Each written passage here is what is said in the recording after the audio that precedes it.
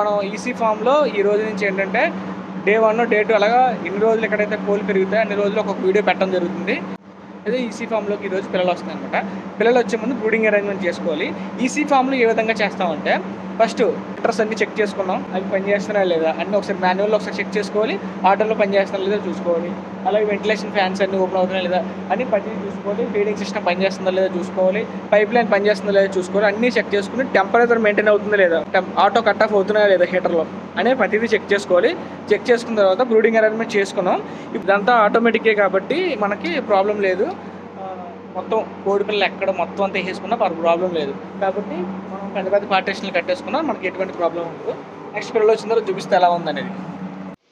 ఇక్కడైతే paper feeding ఏమి ఇవ్వట్లేదండి, డైరెక్ట్గా చిక్ ప్లేట్లోనే వేసేస్తున్నారు.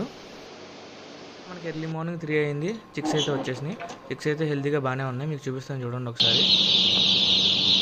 ఆటోమేటిక్గా స్ప్రెడ్ అయిపోతున్నాయి చూడండి. అక్కడ హీట్ బట్టి మొత్తం ఎంత ప్లేస్ అంత ప్లేస్ చక్కగా తిరిగి ఆడుకుంటున్నాయి. ఇక్కడ పోసాము, కాసేపు అయిన తర్వాత స్ప్రెడ్ అయిపోతాయి. ఒకసారి యావరేజ్ వెయిట్ కూడా చెక్ చేసుకున్నాము. యావరేజ్గా 43 గ్రాములు వచ్చింది. వీడియో నచ్చితే లైక్ చేయండి, షేర్ చేయండి, సబ్స్క్రైబ్ చేయండి.